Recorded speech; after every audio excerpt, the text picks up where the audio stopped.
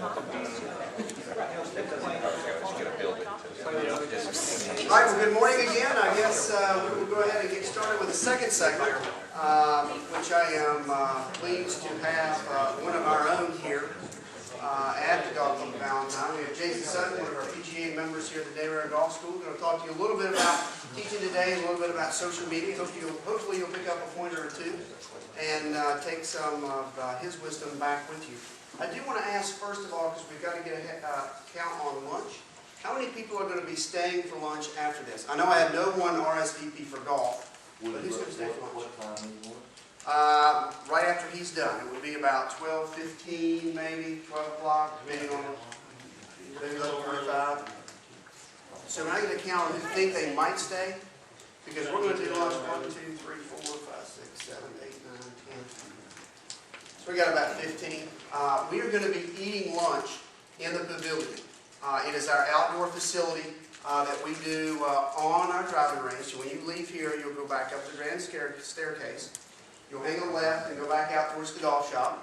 When you get to the golf shop, you can just head outstairs, head outside and then down the stairs, and head across the big bridge like you was going to the driving range at number 1. And the pavilion is right there on your right. You can walk over, you can take the cart. It's about maybe a 100-yard walk over there.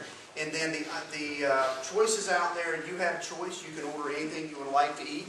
There's a chicken Caesar wrap, there's a barbecue sandwich, there's a hot dog, chicken salad sandwich, and a mint and cheese sandwich. You can pick what you want and get your own beverage and snack and cookie and apple and all that sort of stuff for lunch. So other than that, we certainly appreciate you coming today. Thank you for allowing me to be your Area 6 Director. I do thoroughly enjoy it. And without further ado, I'll turn it over to Jason Sutton. Thanks, Jason, thank you. Hey, my pleasure. It's a privilege to be here with you guys and hopefully share with you some ideas that have really helped me along the way to be a better coach, a better teacher, and also want to mix in a little bit of social media and some of the things that I've been doing the last couple of years. It's really helped me increase my business, helped me communicate better with my customers, and really improve my value as a coach through the relationships that I've built with other professionals and other teachers.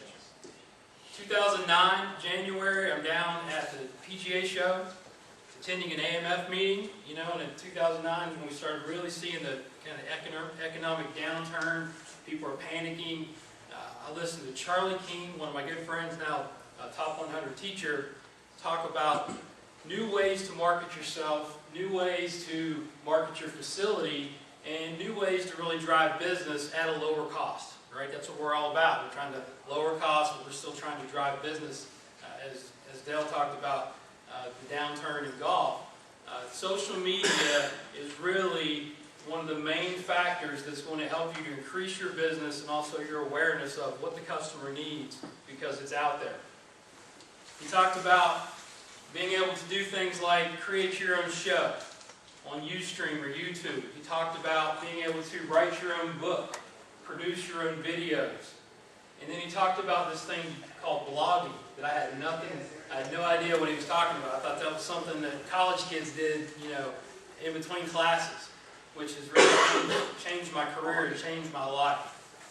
Quick story as far as using Twitter and some of these other tools for social media and how it can really enhance your relationship within your industry.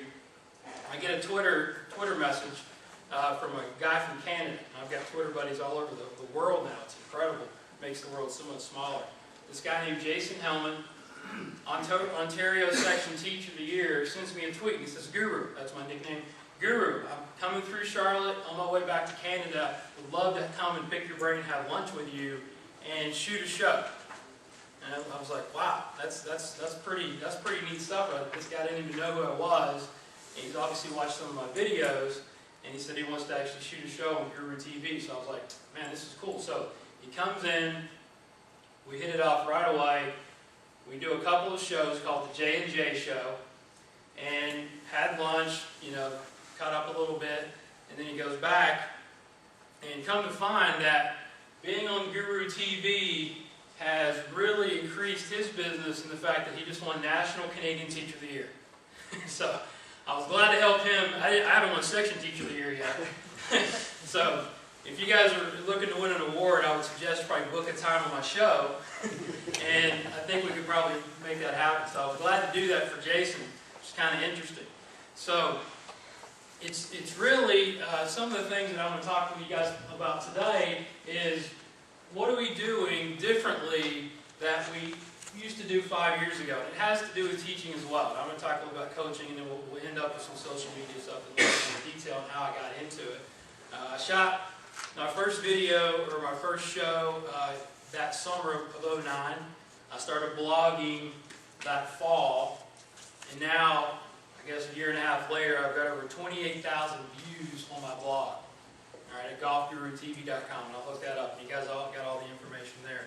And I included a couple of blogs that were some of the more popular blogs, just to show you an example of some of the things that you can do. So, if you're given the same golf lesson that you were 5 years ago, and I know if I was given the same golf lesson I was 5 years ago, one, my book wouldn't be full. Two is I probably wouldn't have a job because I'd be going backwards and nobody would be coming out to me. So, being a continuous learner is very, very important in our business. Whether you're a GM, a coach, let me see a show of hands how many are coaching out there. How many teachers? Okay, giving golf lessons at your facility. Okay, so it's very important that we're always continuously learning about new ideas and new concepts in this game so we can help our players play better. So that's why I came up and talked, are you giving the same golf lessons you were 5 years ago? So let's talk about a couple of things. So what's changed in the last 5 years? Technology, right? How many of you are using cameras out there? Video, right? You got to use video, right? So many people are visual learners. Some of your students, if they call up your facility and say, do you have video? They may not come out for a lesson because you don't have video. It's just that important now that we can see it. And we've got all the new cameras that have such high speed, high shutter speed, and really see a lot about what's going on with golf swing. Students are more educated. Awesome thing happened to me this past weekend. I was doing a 2-day school, and how many times have your students asked you, what about ball flight? What creates ball flight? Right? I mean, you don't get that very often. You usually have to kind of push it on them to show them what creates a hook or a slice and so forth. With YouTube, you can just about see anybody you want, any of the top teachers teach out there. Everybody's got videos out, everybody's pushing what they're teaching. Students are on the internet so much now, it's incredible. So you better be ready when they ask you these questions about this sort of method, what's going on with what this guy's teaching. I just had a lesson from so-and-so, what is he teaching? You better be prepared. Like I said, the internet's made the world so much smaller. We just had, at the PGA show, just had 40 golf professionals from all over the world at what we call a Tweetup. Right? It's all Twitter buddies that got together for 4 or 5 hours and just shared information about what they're doing at their clubs, what they're doing at their facilities. It was just unbelievable to get 40 people together like that. I spent an hour with Claude Herman Jr. talking about his fitness junior program in Dubai. I mean, these are opportunities that are out there for you if you're in these social networking tools and sites. New information is available. I'm going to talk to you today about a couple of things that maybe you haven't heard, maybe you have, I don't know where you're at as far as your research is, but hopefully it's going to spur some interest in maybe thinking a little differently about what you're teaching or how you're teaching. So what do you do with the new information that's out there, right? Okay, like I said, where are you in your teaching career? Maybe we have some new teachers in here. Maybe we have teachers, I know we have Fred and some guys that have been teaching a long time, but you always have to be in a position to learn and accept new information, try it out, see what you think, what do you believe in. I think our industry has become very, very guarded in what we think we know. Okay, because we've had some success with certain or certain ideas or whatever your methodology is, and we're almost getting into these different camps, and you see this on the internet and on the forums and the blogs, that we have to be willing to learn a little bit about other ideas and methodologies, see how that's going to work for you, right? Implement that into your program. I always say, be an empty cup. If anybody's ever read the book Zen Golf, you've probably heard the story about the Zen master that was approached by the young student. The young student wouldn't stop talking long enough for him to even teach him anything. He said, "Young man, you're a cup that's turned over." Right? So there's three types of people. You have cups that's turned over. You have cups that are full of dirt, right? So they're full of bad stuff. And then you have to have empty cups. So empty cups are the learners. Empty cups are people that are willing to share and also willing to accept new information, test it out, think about it, and then go and say, okay, I like this or I don't like this. All right? Don't just snap the judgment on things when you don't really fully understand it. It's a perfect example of this social media thing. A lot of people, they have their opinions about it. They say, well, it's hard to track the ROI, or, how do I know it's working? Well, you've got to make sure you do your research, because that's just people that don't fully understand it. So don't criticize it until you've tried it and you start to see some success. Test it in battle. I say, everything I learn, I either test it on my own golf swing, or I'll test it on students where I feel like it's appropriate or it's going to help them. So everything that I'm going to tell you has been tested and I've had success with. Great teachers teach a lot.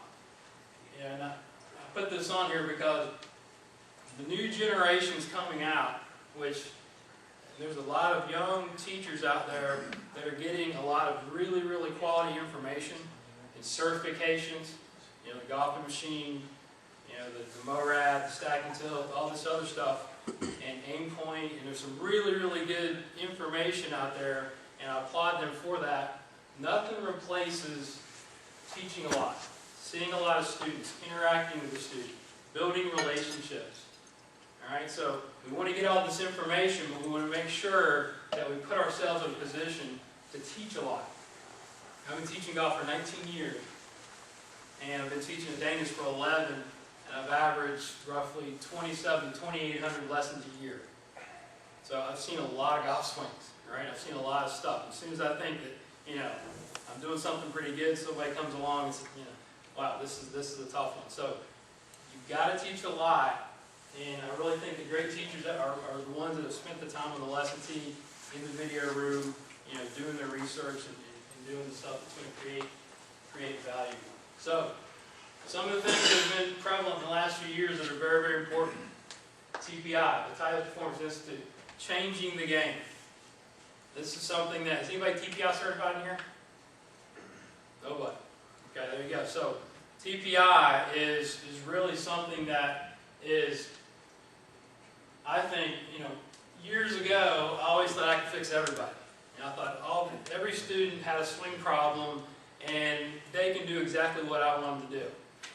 And we know that's not the case, right? There's physical limitations, right? There's people, especially adults, they're all tight, they sit at the computer all day, they're doing this stuff that's really not creating mobility. And it's important that you interview your students properly, but you also screen them, and there's some really simple tests that you can go through that can help you to figure out why their swing looks the way it does.